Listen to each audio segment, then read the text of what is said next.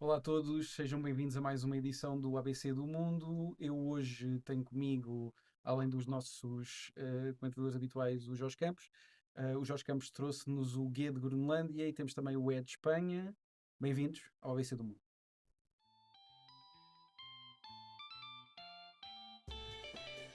ABC do Mundo, um programa sobre o globo e os seus redondos vocábulos, com Alberto Cunha, Bernardo Valente e Bruno Mourão.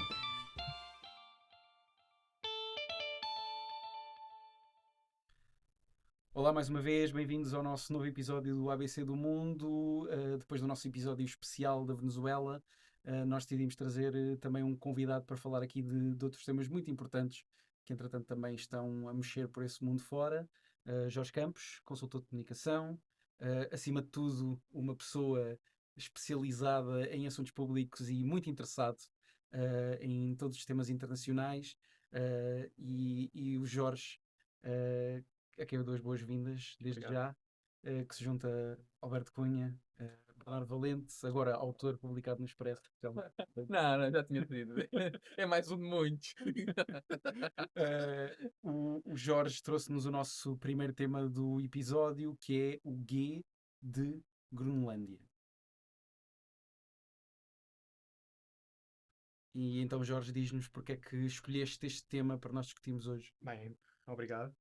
Em primeiro lugar, obrigado ao Bruno por me ter convidado para vir aqui e também agradecer a vocês os dois a paciência e a atenção com que pelo menos vão fingir que me vão ouvir.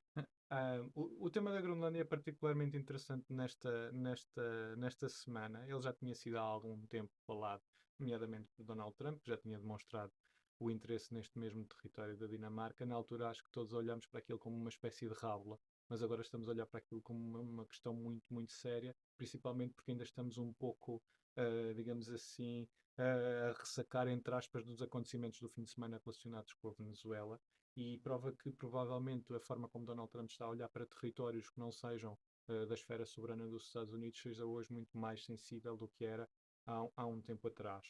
E a Groenlândia toca-nos particularmente porque faz parte da União Europeia, faz parte da NATO e trata-se de uma ameaça direta não só à União Europeia, como também à integridade territorial de um membro da NATO. E isto, se eu creio não estar errado, é a primeira vez que acontece. Nunca tínhamos na história da NATO um Estado-membro, neste caso até um Estado fundador, que lança suposições sobre a intervenção num território de um outro Estado-membro. É particularmente interessante para os estudiosos das relações internacionais, para a comunicação social, para aqueles que nós se dedicam a ler e a procurar dar opinião sobre o tema. Mas eu gostava também de ter aqui uma reflexão mais aprofundada sobre as limitações e desafios que isto coloca, quer à própria União Europeia, quer à própria NATO. No quadro da NATO é particularmente interessante porque obriga a que todos tenham de reagir, mas de que forma? Isto nunca aconteceu, é a primeira vez que está a acontecer. Os próprios Estados têm aqui um dilema que também se coloca no quadro da União Europeia, que é: vamos criticar os Estados Unidos, que é o nosso garante estratégico e histórico do ponto de vista de segurança, ou vamos eventualmente olhar a sério para aquela revisão da estratégia de segurança nacional dos Estados Unidos, que olha para a União Europeia como um competidor direto? E o primeiro exemplo, ou o primeiro objeto de questionamento sobre a relação com os Estados Unidos está na Groenlândia. O que é que a União Europeia ou a NATO e os próprios Estados-membros devem fazer? Têm de tomar aqui pela primeira vez uma opção. Vão permitir que Donald Trump continue a tomar posição sobre isto? Ou vão efetivamente tomar ações que vão para lá da monitorização atenta, estamos a avaliar, estamos em contacto com as várias capitais, ou tomar posições em concreto?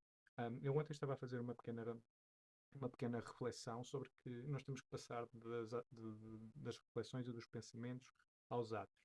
Eu tinha, meio de uma espécie de reflexão quase cómica, sugerido que a reunião da Comunidade Política Europeia, que agora terá lugar no primeiro semestre, pudesse ser ou em Nuuk, na capital da Groenlândia, ou que pudesse ser, pelo menos, uma visita relâmpago da Presidente da Comissão Europeia ou do Secretário-Geral da NATO, nem que não seja, para simbolizar que aquele território continua, com a esfera soberana da Dinamarca, mesmo com as vicissitudes de soberanistas ou não. Isso é particularmente interessante porque, aqui numa vertente até mais militar, é provável que os Estados Unidos até possam, no quadro das PSYOPs, começar a trabalhar esse nicho de mercado militar na Groenlândia, que é para instigar vertentes soberanistas, que é para simular e semear alguma desinformação.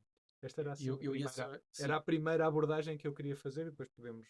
sim, eu ia fazer exatamente uma pergunta, porque curiosamente eu hoje lia no Político um artigo que ia um bocadinho mais profundamente, já tratando isto como uma proteção séria, não é? Ou seja, já não menorizando isto no contexto de uma potencial diatribe Sim. de E não é campanha só o do Trump a Donald ser Trump. Trump. Não é só o Exatamente. Trump a ser Trump. E uma das coisas que eles falavam era exatamente de um potencial primeiro passo que poderia envolver até uma campanha de opinião feita a coberto das redes sociais, por exemplo, de mudança de opinião dos próprios habitantes da Groenlândia no sentido de favorecerem eventualmente um referendo de independência que podia ser um primeiro passo rumo a uma mudança de soberania no país rumo aos Estados Unidos. Como é que tu vês isto, Jorge? Eu acho que isso é perfeitamente viável e perfeitamente plausível que isso possa acontecer. Nós não estamos dentro da máquina do Departamento de Estado dos Estados Unidos e do Departamento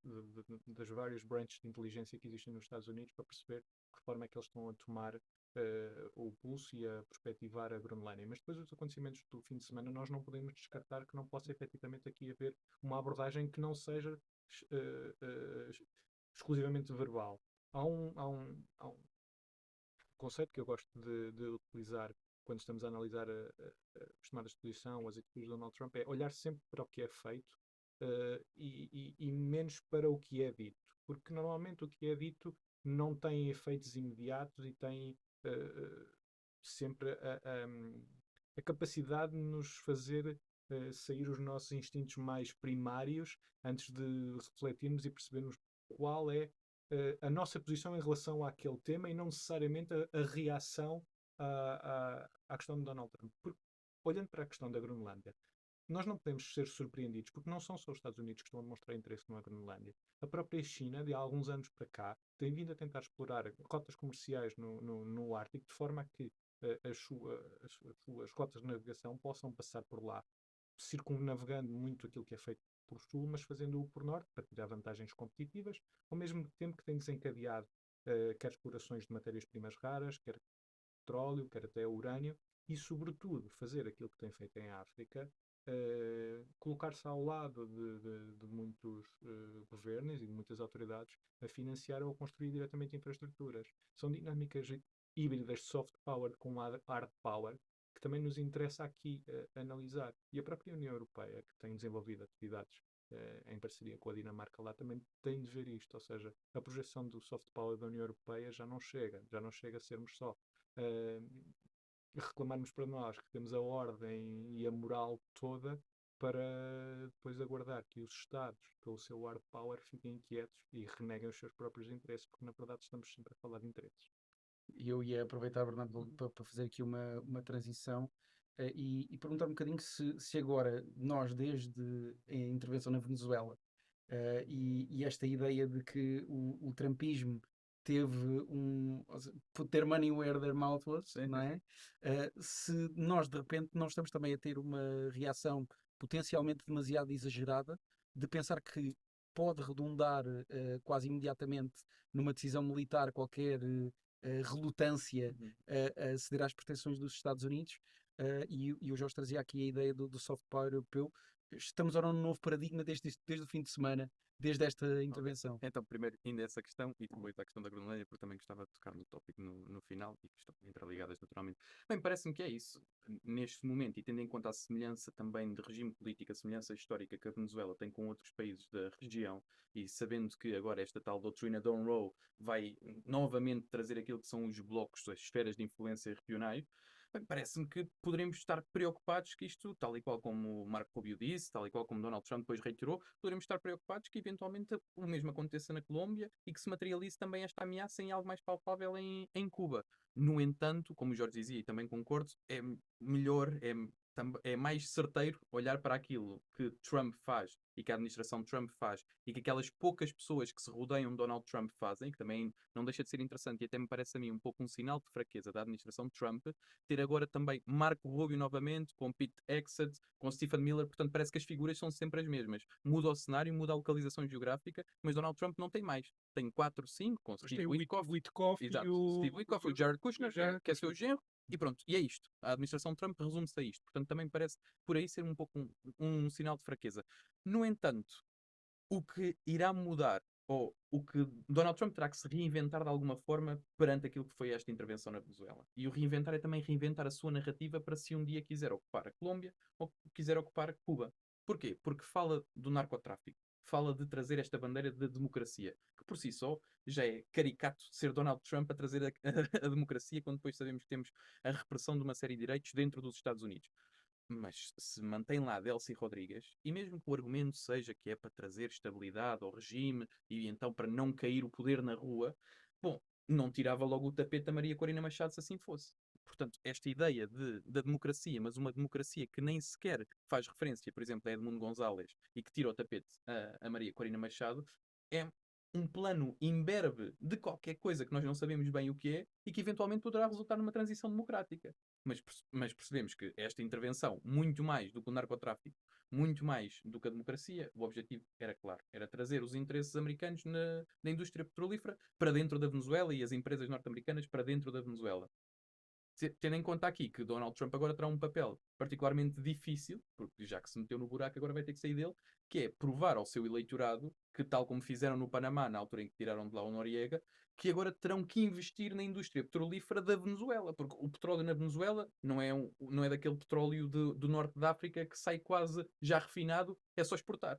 Precisa de uma indústria muito pesada de refinaria, em que agora terá que ser, então, estas empresas norte-americanas a investir nessas infraestruturas. Como é que Donald Trump vai justificar este investimento quando, como nós falámos aqui há 2 programas, ou 2 episódios, o objetivo desde a administração Obama tem sido sempre trazer mais para dentro, olhar mais para a política interna e não tanto para a política externa. Este será o primeiro grande desafio. E isto dentro da América do Sul, pronto, para rematar. O problema aqui é que se esta transição não for bem acautelada, podemos ter 2 cenários diferentes. Um é um cenário de guerra civil, claro, em que temos os setores militares, Delcy Rodrigues, portanto, os setores militares mais virados para Maduro, mais pró-Maduro, contra um setor militar que, depois destes 90 dias da posse de Delcy Rodrigues, pode então também virar mais para o lado de Trump, para o lado mais pró-americano, e termos então uma guerra civil que se cinge apenas ao setor militar. Poderemos ter, por outro lado, e aqui fazendo alusão ao narcotráfico, sabemos que esta população, não só na Venezuela, também na Colômbia, como tivemos as Farc durante anos, há um movimento inerente de guerrilha, porque houve um armamento da população desde os anos 70 e 80 ligado a este narcotráfico e a estes cartéis, então podemos não ter apenas uma guerra civil entre 2 setores militares, mas uma guerra civil fragmentada entre estes cartéis. Em relação à Groenlândia, e Em relação à para Groenlândia, terminar, exatamente. muito, muito rápido, como o Jorge estava a dizer, quando o Donald Trump começou a falar disto em 2019, eu vivia na Dinamarca.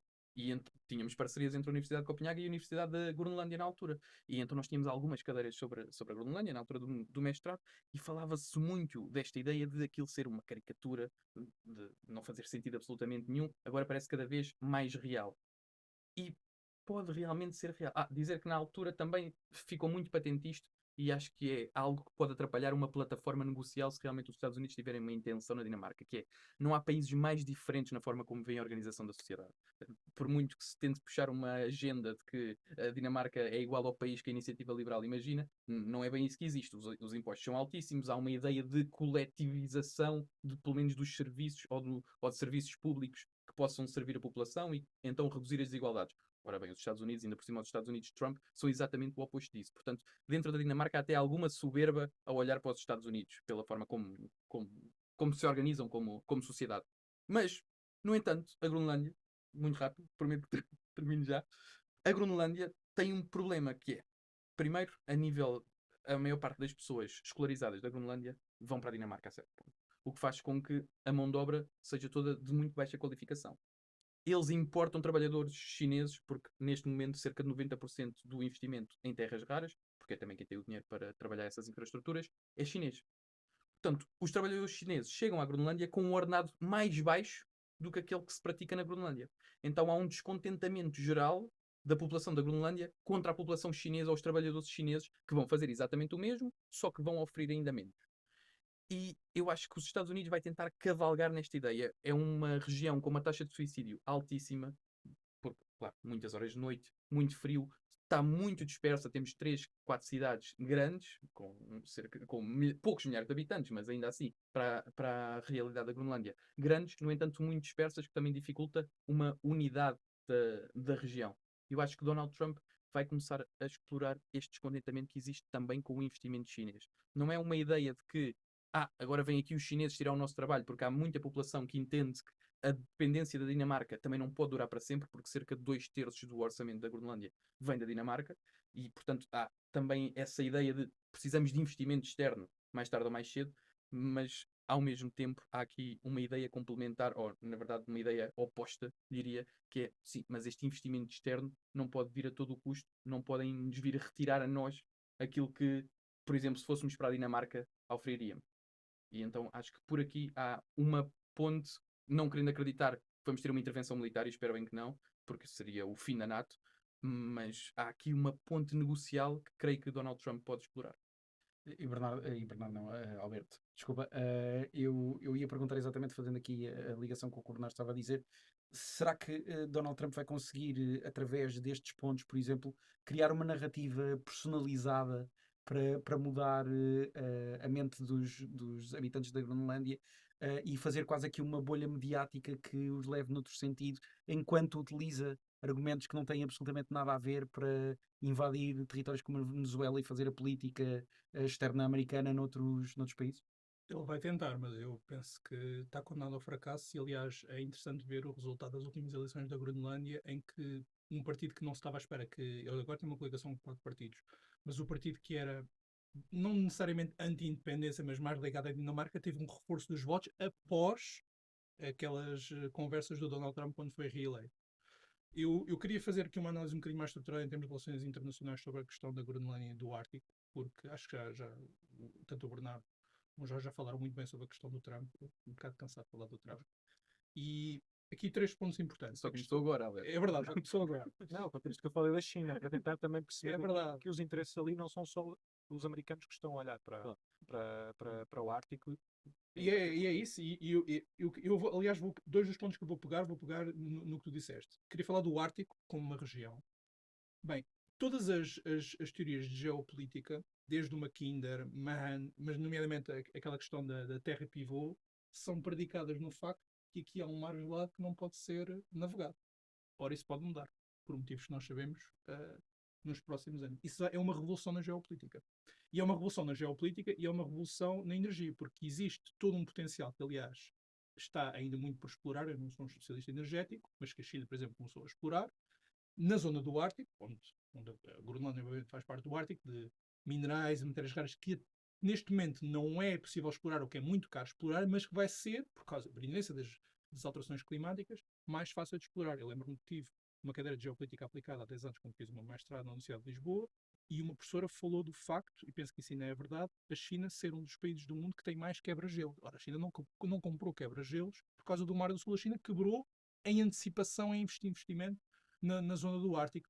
A partir do momento em que este mar poderá vir a ser navegável, tudo aquilo que nós pensamos, a forma como vemos o planeta Terra, vai mudar completamente. E, portanto, este é um jogo onde se joga a competição de grandes potências por esfera de influências que nós temos estado aqui a falar. Este é o primeiro ponto. O segundo ponto, eu vou mais uma vez pegar uma coisa que o Jorge diz, e vou falar aqui um ponto A e um ponto B. Eu cada vez sinto uma maior insatisfação, e já não é de agora, na separação entre o hard power e o soft power. Isso não existe hoje em dia. O que existe é poder estrutural. E o que existe é influência. E a partir da influência, por exemplo, a Susan Strange tem uma teoria do poder estrutural em que tem 4 dimensões. Tem a dimensão financeira, económica, dos knowledge ou valores, e a dimensão securitária. E é a combinação destas 4, podemos também acrescentar talvez a tecnologia, que faz com que tu tenhas influência ou não numa certa área, num certo país. Ora, eu acho que a forma como os Estados Unidos estão a tentar intervir a tal narrativa que tu estás aqui a falar na Groenlândia não é um sinal de força, é um sinal de fraqueza. Porque, e eu penso que talvez esteja relativamente na minoria, é um ponto interessante, quando nós pensamos nos grandes impérios ou nos grandes poderes no seu auge, eles conseguem influenciar outros países sem terem que fazer este tipo de ameaças e este tipo de retórica. Eles simplesmente influenciam por investimentos económicos, por acordos de trocas, ou uma combinação entre a parte militar e a parte comercial, que foi aquilo que os Estados Unidos fez tão bem após 1945 com esta ordem liberal e ainda acrescentou aquela parte dos valores. Portanto, era um bolo. Neste momento, os Estados Unidos, por um lado, a partir de 2000, overextension, começaram a não ter capacidade para aguentar este bolo e agora tem uma presidência ou várias presidências que querem desfazer-se do bolo. Esta forma nova, por exemplo, de obter influência na Groenlândia é extraordinariamente ineficaz. Porque, primeiro, mobiliza a resistência natural, e nós vimos até esta declaração que foi feita entre os vários líderes europeus, que foi, talvez não fosse tão forte como poderia ser, mas foi a crítica mais direta que havia aos Estados Unidos desde a segunda administração de Trump. E repara que mobiliza resistência e os Estados Unidos ainda nem sequer chegaram lá. Quando nós chegamos ao ponto, e o Jorge estava aqui a dizer, e é uma questão séria, quando nós chegamos ao ponto de os Estados Unidos estarem a pensar praticar PSYOPs para ter influência num território de um país da NATO, nós percebemos a loucura da administração Trump, mas de forma mais interessante, esta loucura resulta de uma fraqueza. Os Estados Unidos não estão a conseguir ter a mesma influência positiva do poder estrutural das várias dimensões que tinham. Já agora, essa é a grande vantagem dos Estados Unidos. Porquê que a Rússia tem vindo a tentar, para lá da Bielorrússia, e falhar sempre, após o final da Segunda Guerra Mundial, de implementar influência? Porque os países não querem pertencer à esfera da Rússia. Querem pertencer à NATO, querem pertencer à União Europeia, querem comerciar com a NATO, não querem ter. E a Rússia é forçada, por uma fraqueza e não por uma força, a usar as suas forças armadas, que depois tem consequências económicas, políticas e tudo mais, porque é a única forma de manter a influência mesmo naquele espaço regional. Queria concluir esta parte do soft power para ir para a resposta europeia. Acho que depois o Jorge vai ter mais a dizer sobre isso. A União Europeia tem que responder da mesma forma. E não é com soft power, é com poder estrutural. Nós já temos esta parte retórica. A Groenlândia não faz oficialmente parte da União Europeia, aliás, foi um dos territórios que saiu, mas a Dinamarca faz. Não é apenas uma questão de retórica. É, primeiro, acho que está na altura, e provavelmente é urgente, de desenvolver-se mais laços económicos com a Groenlândia e incluí-la no circuito económico europeu. E já agora, existem várias marinhas competentes na Europa, incluindo a britânica. Por que não a Dinamarca, como nação soberana, chamar ou convidar vários dos países europeus a fazer exercícios navais na Groenlândia? O Bernardo está aqui a dizer que não, mas eu acho que já chegámos a este ponto. Porque esta administração americana, quem leu, e nós analisámos aqui a Estratégia Nacional dos Estados Unidos, percebe que eles já estão noutra. A ordem liberal, isso é uma coisa que não interessa para eles. E a resposta da Europa tem que ser em atos. Vou concluir com isto, foi o que tu disseste. Não pode ser em palavras. E Jorge, eu ia fazer-te aqui duas perguntas. Uma vai ser esta, mas primeiro eu queria perguntar-te especificamente em relação à China, porque nós aqui no nosso episódio de fim de ano atribuímos um prémio ao Xi Jinping, que foi do Smooth Operator. Ou seja, porque no meio de uma retórica muito confusa de outros grandes líderes mundiais, trabalhando na sombra, Xi Jinping e a China têm em muitos casos conseguido uma influência até maior do que esta retórica muito. Eu ia-te perguntar se este pode ser um exemplo claro desse tipo de abordagem, e em segundo lugar ia-te perguntar exatamente em relação à reação da Europa, se tu achas que foi proporcional, se foi adequada, e olhando também dentro da Europa, especificamente para Portugal. Em dois pontos. Primeiro, aqui fazendo dando aqui uma pequena resposta ao Alberto, na última temporada da Diplomata nós vemos exatamente que há um submarino que tem que surge um diferente entre os Estados Unidos e o Reino Unido exatamente sobre um submarino. É uma pequena prequela daquilo que poderia ser aquilo que tu estavas a falar, e das resistências e das latências que estas coisas podem levantar. Ainda à pergunta do Bruno relativamente à China. Eu acho que nós continuamos a surpreender-nos sempre que há um evento ou um acontecimento na escala internacional, que a China está lá sempre de uma forma não transparente, mas transparente. Estão lá sempre. Estão lá sempre e nunca é de uma forma agressiva no ponto de vista imediato. É algo que é maturado ao longo de anos, de décadas, sempre muito paciente, sempre muito a aguardar que haja digamos assim, uma falha de mercado para que eles possam intervir. Basta ver que, por exemplo, vamos aqui às questões. Eu vou muito à relação da China com a África, até por causa da tua pergunta em relação a Portugal.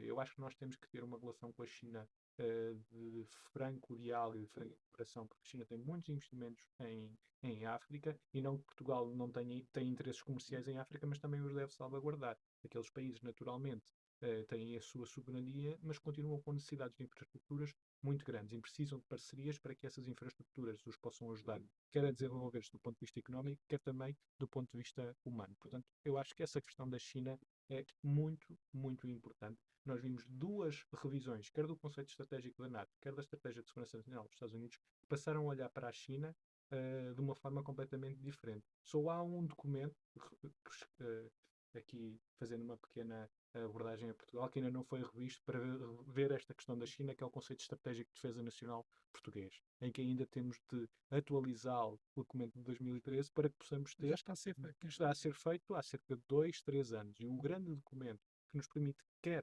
rever sistemas de armas, quer numa perspectiva de diplomacia pública, ter um grande documento de orientação da defesa nacional, continua por concluir. Não é que não continuemos a desenvolver as nossas ações no quadro militar, no quadro diplomático e no quadro internacional, mas faz falta um documento que consubstancia e sistematiza as nossas prioridades do ponto de vista de defesa e do ponto de vista de estratégia internacional. Isto sobre a China. Em segundo lugar, em relação à reação da União Europeia. A União Europeia tem um problema que sempre foi a sua política externa, e nomeadamente a voz com que fala em termos de política externa. O Tratado de Lisboa melhorou isso, quer com a criação do alto representante, mas a União Europeia é uma política externa feita de 27. Ou seja, é muito difícil ter muitas vezes um posicionamento único. Há quem defenda a revisão dos tratados, a lógica de rever a adoção por unanimidade, mas temos conseguido evoluir nesse campo. Mas chega um momento em que temos que ir a jogo. E este é o momento de ir a jogo porque temos um parceiro estratégico, histórico e ancestral a ameaçar parte de um território de um Estado-membro. Essa urgência que eu estava a referir. Essa é que é a urgência. Por mais reuniões de Coreper, por mais reuniões de preparação que possa haver em Bruxelas, os líderes têm de perceber que este é um momento chave.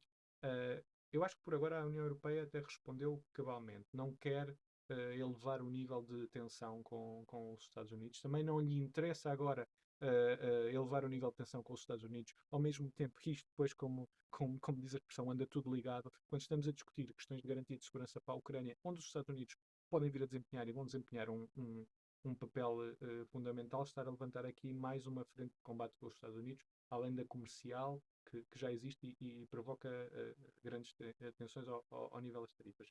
Mas acho que por agora a União Europeia fez aquilo que podia numa primeira fase. Acho que devemos aguardar qual é o próximo passo da administração norte-americana. Acho que também é importante começar a fazer cenários prospectivos para antecipar aquilo que pode vir a acontecer. Reforçar este nível de cooperação com a Groenlândia, do ponto de vista de dar àquelas pessoas que vivem lá e que trabalham lá, como estavas a falar, um bocadinho, se calhar, de uma maior qualidade de vida, não é? Se aquele território tem condições e tem pessoas lá a trabalhar, é importante que quem também lá viva se sinta pertença a um território, porque se estimular este sentimento de pertença também dificulta que depois as PSYOPs, como estavam a falar, e toda a intervenção externa possa vingar. É um bocadinho por aí. Nós estamos aqui a conversar, que depois vamos falar sobre a Venezuela. Eu estou um pouco surpreendido sobre a relativa calma com que a Venezuela até está a olhar para este momento pós-deposição de Maduro, mas isso depois vamos falar Sim. mais daqui a pouco. Claro que sim, Jorge, obrigado. Eu ia-te só então fazer esta última pergunta, só mesmo em relação a Portugal, ou seja, tu falaste da questão da revisão da estratégia portuguesa, mas Portugal, no âmbito da União Europeia e individualmente, como é que tu viste a reação oficial portuguesa? Eu acho que nós vamos ser muito cautelosos até setembro. Acho que Portugal, estando na corrida para a eleição de membro do Conselho de Segurança das Nações Unidas, mesmo que seja um dos lugares não permanentes, vamos ser muito cautelosos. A nossa política externa e a nossa diplomacia já é tradicionalmente cautelosa. Isso tem-nos dado ao longo dos anos bastantes sucessos. Estamos sempre nos grandes palcos, conseguimos com alguma capacidade ter líderes e ter lideranças institucionais, porque sabemos às vezes aguardar, respirar. Muitas vezes a política externa portuguesa é acusada de ficar a meio da ponte, mas também há ganhos de ficar a meio da ponte, porque há sempre quem veja em Portugal quem pode, ou um país que pode estabelecer pontos com outros países. Eu acho que por agora associámos à declaração da Groenlândia que outros países fizeram. Acho que Portugal está, na opinião pública nacional, a ser um bocadinho criticado por se ter associado numa vertente quase 10 minutos ou 15 minutos depois. Eu acho que estamos a ser um pouco injustos com o governo. Muitas vezes na arena internacional há deadlines que não são cumpridos, mas isso não quer dizer que os países que estão a estudar aderir a essa declaração não estejam empenhados nessa declaração. Às vezes há timings de declaração dos ministros dos negócios estrangeiros ou próprio primeiro-ministro que não estavam ocupados e não tiveram ainda tempo para declarar, mas que se no imediato declararem apoio, acho que não podemos estar aqui a dizer que foi meia hora depois ou que foi 15 minutos depois que nós estivemos no período inicial da declaração. Portanto, por agora, faria um balanço relativamente bom e cauteloso da posição portuguesa em relação à Groenlândia. Obrigado, Jorge. E tu também estiveste no Ministério dos Negócios Estrangeiros anteriormente, portanto, tens um excelente insight a dar neste tema. E eu vou aproveitar esta ligação exatamente para passar ao nosso segundo tema de hoje. Nos trouxeram o Bernardo e o Alberto, que é o E de Espanha. E então eu vou começar pelo Alberto, foi o último a falar na última ronda. E Alberto e Bernardo, vocês escolheram trazer este tema um bocadinho também por causa de Pedro Sánchez e a forma como Pedro Sánchez e Espanha têm marcado um bocadinho pela diferença, mesmo no âmbito da União Europeia, na reação a estes últimos eventos internacionais. Alberto, o que é que tens a dizer sobre Sim, isso? vou só lançar aqui 2 pontos e depois o Bernardo pode prosseguir e depois continuamos a nossa conversa. Até vou deixar, se calhar, mais o Pedro Sanches particularmente para o Bernardo. E queria aqui tentar pensar na ideia dos tipos de diplomacias relacionados com os países que o Jorge estava a falar. Se nós pensarmos numa matriz que tem 2 eixos, temos políticas diplomáticas ou políticas externas mais consistentes ou mais polarizadas, dependendo de quem está no governo. E temos políticas externas mais cautelosas e mais corajosas. Ora, se eu tiver que colocar Portugal, claramente, aliás, isso é referido por muitos autores, Portugal tem uma enorme continuidade de política externa, seja o PS ou o PSD que está no governo. Esse é um dos vetores da nossa política É um dos externa. vetores da nossa política externa, até esta questão da construir Sim. pontos, que eu ouço sempre com um evento do MNE, e é verdade. Um fator histórico engraçado, quando o primeiro-ministro dos Negócios Estrangeiros, após o 25 de Abril, que foi Mário Soares, no primeiro governo provisório, manteve a esmagadora maioria dos embaixadores, nomeadamente os embaixadores nos principais postos, após uma quebra tão radical de regime. Isto não aconteceria na maior parte dos países. E a administração interna também não mudou muito. É verdade. Isso é outros detalhes. Ora, esta matriz, claramente, estamos na consistência e cautelosa. Ora, a Espanha nunca teve uma política externa consistente. Aliás, a Espanha sempre teve uma política externa polarizada entre a esquerda e a direita. Em geral, a polarização esquerda-direita, desde a Guerra Civil, a forma como houve a transição da República, sempre foi uma polarização bastante maior do que em Portugal. Basta ver a forma, a violência verbal com que o PP e o PSOE falam, que é, em geral, bastante superior à do PS e do PSD em Portugal. O que é interessante com esta era Pedro Sánchez, e é isso que nos traz, é que no outro eixo houve uma mudança, porque a Espanha sempre teve uma política polarizada, mas cautelosa, e tem passado a ser uma política corajosa. Aliás, no último ano, são vários episódios, o Bernardo depois pode anunciar, em que a Espanha se quis marcar uma posição, nomeadamente na questão de Israel e Palestina, em que, aliás, a Espanha é hoje conhecida por ter uma posição bastante clara no seio da União Europeia e muito oposta à Alemanha, que a Espanha é tradicionalmente próxima em muitos aspectos. E é interessante pensar porque é que isso aconteceu, mas para mim, e deixo depois a discussão, pensar na diferença entre os dois tipos. Será que faz mais sentido a um país que é uma potência média, que é a Espanha, ter uma política cautelosa ou corajosa? Existem vantagens e desvantagens. O Jorge, por exemplo, elencou algumas das vantagens de uma política cautelosa.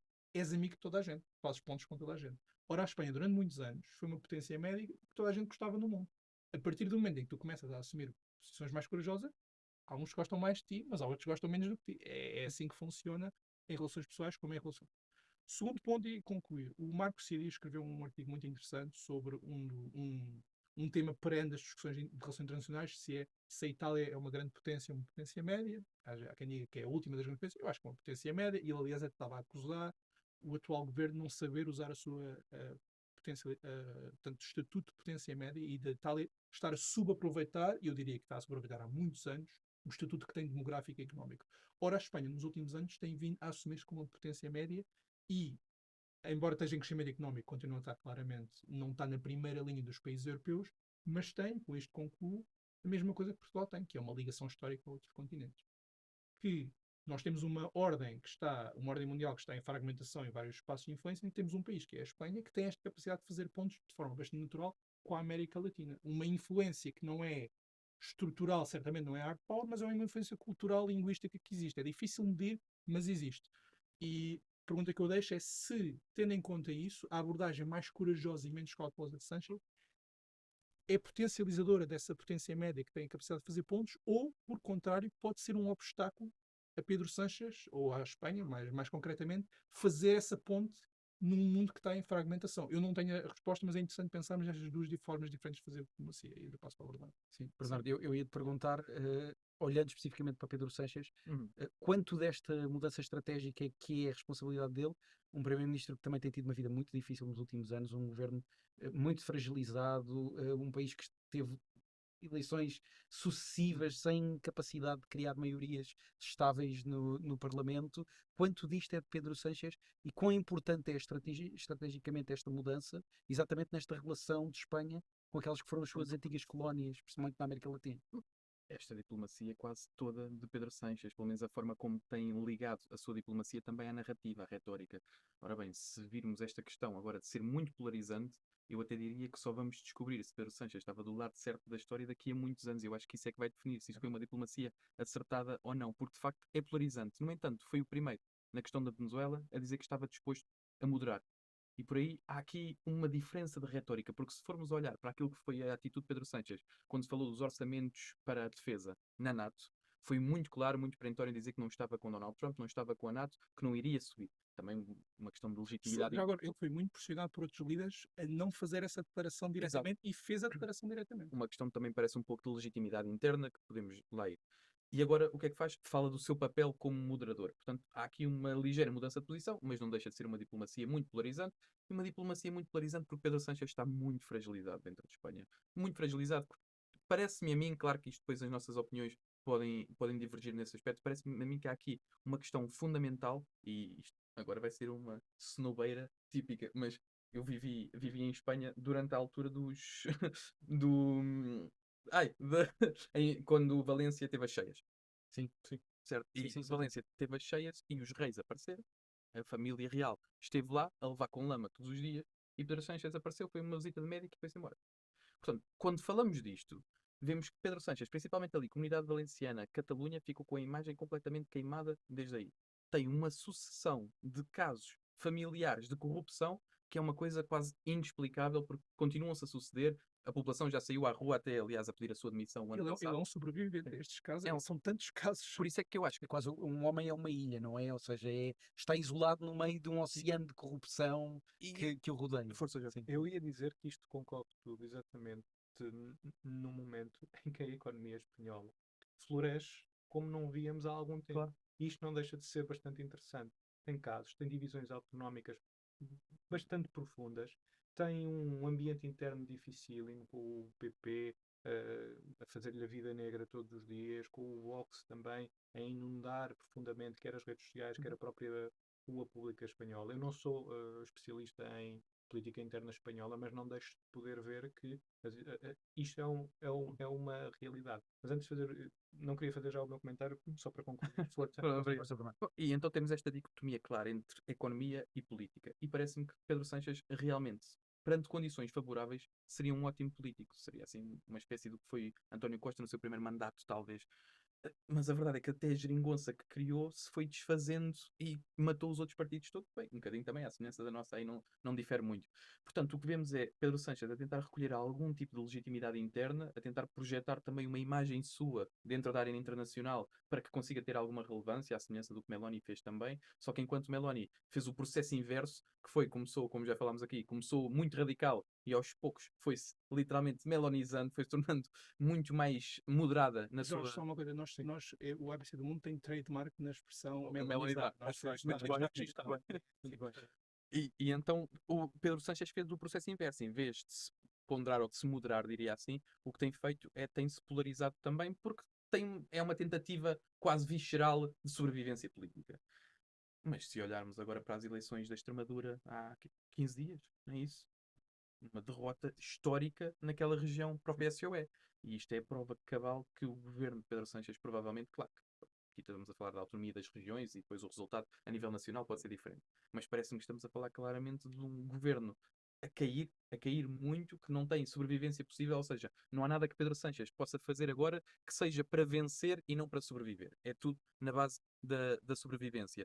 E isto que o Jorge está a dizer também é verdade. O crescimento do PP, o crescimento do Vox, um Vox que, à semelhança de outros partidos securitários de extrema-direita, o que se queira chamar, também muito focado naquela figura de Abascal e que depois tem ali umas parcerias estranhas também na área internacional, a própria Meloni no início, com Javier Milei e com as ligações que tem também à América Latina, que trazem esta legitimidade. Neste caso, é Pedro Sánchez a tentar se legitimar de dentro para fora e o Vox também legitimar-se um bocadinho de fora para dentro. E, e parece-me que não é positivo para a Espanha, no momento de crescimento económico, toda esta tensão e instabilidade. No entanto, reflete-se, como é natural, no sistema internacional e é isso que temos visto. Eu ia te perguntar, Jorge, porque tu trouxeste o tema económico e Espanha tem conseguido não só um contexto de contraciclos de crescimento económico numa altura em que a maior parte da União Europeia não tem conseguido crescimentos desta ordem, tem-no conseguido com uma política económica que também é bastante distinta E da laboral, linha. sobretudo, Exatamente. com aumentos constantes do salário mínimo. Exatamente. Isto, sendo cínico, não pode ser uma tentativa desesperada de Pedro Sánchez de uma fuga para a frente que lhe permita ter um cargo fora de Espanha, ao invés de ser uma tentativa de renovar um governo que parece estar condenado à partida a acabar. Pode ser, mas os cargos internacionais neste momento estão um bocadinho ocupados. Temos um novo secretário-geral da NATO que tomou posse há pouco tempo. A Comissão Europeia está nem a meio do mandato, tem um ano. O Conselho Europeu, mesmo que tenha um período de 2 anos renovável, António Costa duvido muito que vá ser substituído por Pedro Sánchez, porque os dois têm uma relação muito, muito, muito próxima. O que me parece aqui é que a política externa de Espanha, neste momento, corajosa, como o Alberto dizia, é parte da estratégia de Pedro Sánchez de vez em quando conseguir respirar fora deste ambiente completamente violento internamente. Se nós olharmos para trás, e eu gosto sempre de puxar atrás porque as coisas não aparecem do dia para a noite, Pedro Sánchez conseguiu que o seu Ministro dos Estrangeiros, José Borrell, fosse alto representante da União Europeia para a política externa, e isso permitiu também que Espanha conseguisse aqui canais de comunicação que outrora não tinha. Às vezes falamos sobre qual é a importância de ter cargos internacionais, ou ter figuras de referência a nível internacional que sejam oriundas do nosso país, ou neste caso de Espanha, porque as vias de informação e o acesso à informação é sempre uma realidade. E é sempre possível olear melhor a informação que chega ao nosso país. E isso foi particularmente importante na relação que Borrell e Sanchez tinham. Do ponto de vista económico, Espanha é bastante interessante porque é uma economia aqui tão próxima de nós, tem tido uma boa aplicação do PRR, nomeadamente até das infraestruturas ferroviárias. Nós temos, por exemplo, a alta velocidade praticamente na fronteira com Portugal, principalmente no norte, na região de Bragança. Tem tido aumentos e uma política laboral altamente progressista, com constantes aumentos do salário mínimo nacional, e isso tem-se revelado eficaz e prova que a estratégia económica também na área laboral tem sido um esteio, mas tudo à volta parece que desmorona todos os dias. Pedro Sánchez, quando acorda, deve pensar qual vai ser o problema que o Vox ou as autonomias lhe vão colocar naquele dia. Mas ele tem-se aguentado, a verdade é essa, tem durado, mas não creio que será a fuga para a frente para um cargo internacional que vá terminar com o período de Sánchez enquanto primeiro-ministro espanhol e, sobretudo, para concluir, ir aqui um bocadinho aquilo que o Alberto estava a dizer. Espanha, ou neste caso a política externa de Pedro Sánchez, tem sempre definido que quer sempre ser o primeiro a estar bem, digamos assim, daquilo que agora parece ser o lado certo da história. Foi com a questão da Palestina, tem sido com a questão da Venezuela, onde mesmo tendo uma relação com Caracas muito, muito difícil, disse logo que estava disponível para que Madrid pudesse ser palco de eventuais reuniões de de concertação e formas diplomáticas de concertação. Acho que Donald Trump não está minimamente interessado em que Madrid seja um espaço de diálogo, e acho que tem procurando na via externa essa salvaguarda. Mas acho que também. Deixa-me só- Sim, Força, força, Fernando. força, Fernando. Ia só pedir uma última ronda rápida. Força. Mas é muito rápido. Não deixa de ser interessante que eu acho que também Pedro Sánchez oferecer-se logo para a mediação é também mostrar a Donald Trump que está do lado da paz, não é? Aquela ideia de que não está do lado de Donald Trump, mas que quer sim ser um líder ou o líder possível dentro do mundo liberal e não daquele mundo iliberal, revisionista que Donald Trump quer. E obviamente também fugir ao ímpeto expansionista de Donald Trump. Mas é interessante esta ideia de que agora a preocupação da população espanhola é muito os casos de corrupção, é muito a ideia de que Pedro Sánchez não foi um líder efetivo na altura das cheias. Porquê? Porque quando estamos em baixo economicamente, e isto é um fenómeno muito interessante até do ponto de vista da ciência política, quando estamos em baixo, quando a nossa economia está em baixo, e a política também, a preocupação da população é claramente material. Queremos melhorar as nossas condições de vida assim que possível. E, portanto, votamos nas pessoas que achamos que nos podem garantir essa melhoria da qualidade de vida.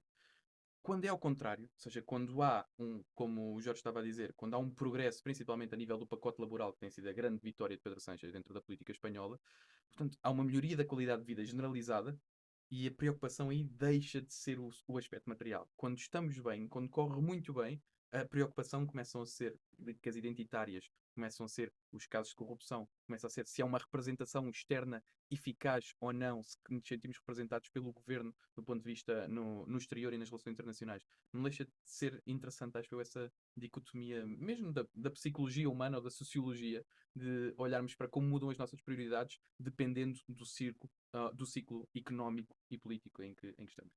Alberto, ia perguntar também especificamente, e faz o ponto que quis a seguir, qual é o próximo tema também que o Pedro Sánchez pode fazer uma escolha neste espectro entre coragem ou um bocadinho de conservadorismo cauteloso?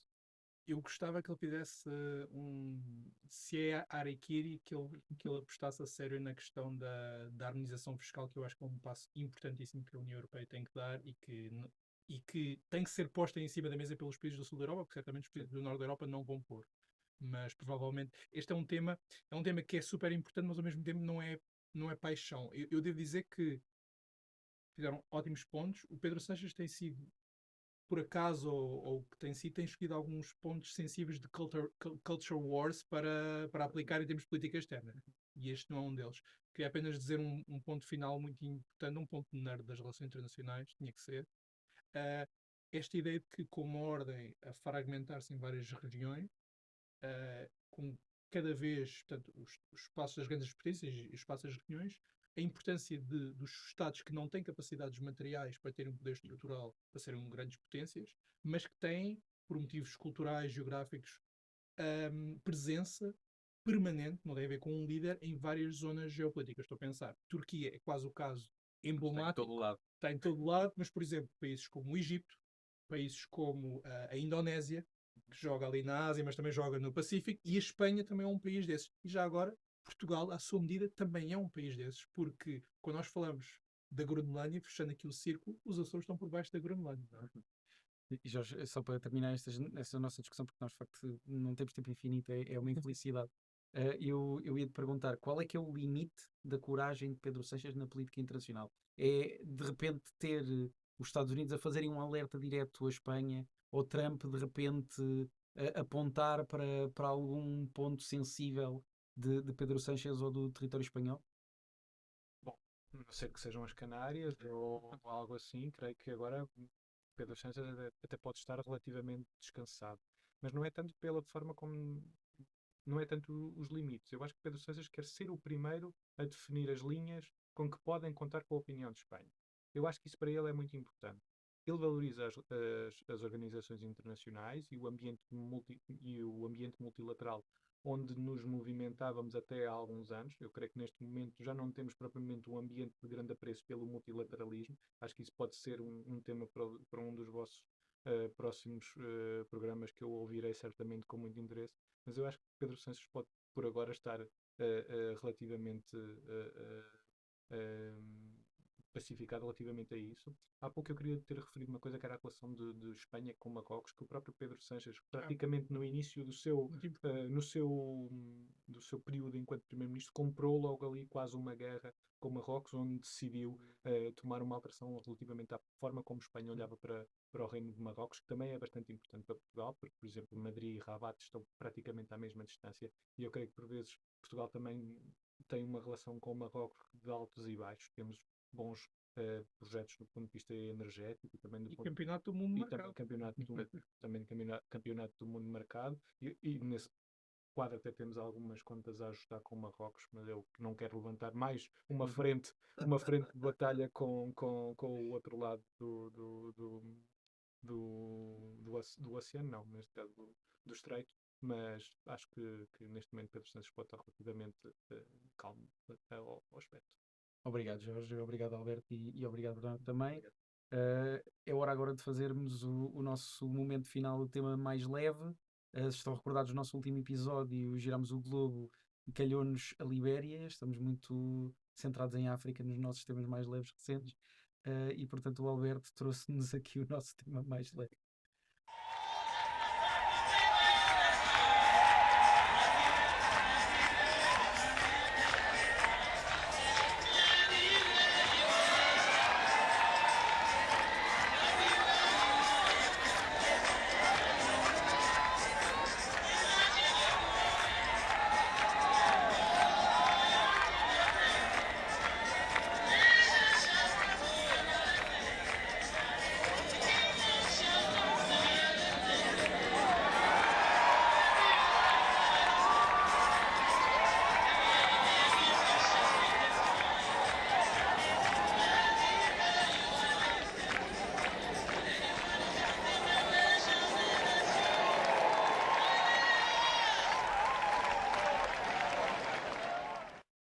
E é um momento clássico, um momento que muita gente recordará, se calhar não com saudade, mas, Mas ele dos tem, tempos ele tem Bush. ginga. Ele tem É ginga. verdade, é verdade. Nós já trouxemos aqui anteriormente momentos musicais, mas acho que nunca com uma dança deste nível.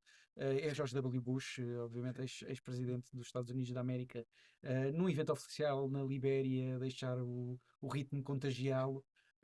E Alberto, explica-nos o que é que tu trouxeste este momento.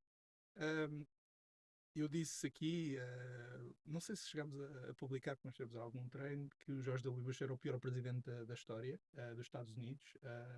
Tu ainda mantens essa opinião depois dos Bloqueias acontecimentos essa desta semana? opção, exato. Bloqueias essa opção depois do Trump. Deixo aqui uma pergunta filosófica, que é assim: temos um muro, vamos chamar este muro a ordem liberal dos Estados Unidos. Quem é que é pior? É o tipo que abre a primeira brecha no muro. Portanto, o muro estava impecável. Chega o George W. Bush, abre a primeira brecha no muro.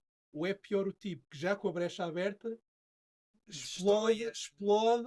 Mas repara, filosoficamente eu inclino para o primeiro tipo que fez a primeira brecha, porque eu acho muito os problemas da polarização, do papel da Fox News, os factos não serem bem factos na forma como intervimos noutros países, tudo isso começou com o Jorge W. Bush. Eu sei que ele agora pinta gatos e é, como nós vimos, um excelente dançarino. Portanto, Marco de Camilis, daquele programa de Dança Comigo, iria apreciar Jorge W. Bush, eu continuo a não apreciar bastante. Oh, Roberto, mas por essa ordem, o Khrushchev foi o grande responsável pela queda da União Soviética. Talvez. Este é o nosso tema mais leve, não podemos falar da queda da União Soviética de repente. Mas Bernardo. queria só acrescentar que se fizéssemos um Dança Comigo ou um Dança com as Estrelas entre Bush, Cavaco Silva e Jerónimo, que são as duas grandes figuras também do universo dançarino político em Portugal, e Donald Trump agora, e Maduro, a gozar com Nicolás Donald Trump, Maduro, exatamente. era uma disputa renhida. Estamos nessa altura do ano também de recordar estes momentos, porque muitos deles aconteceram em festas de passagem de ano. Jorge, tens alguma coisa a dizer em relação a este, não só a este momento, mas em relação a esta ideia de Bush ser o pior presidente da história dos Estados Unidos?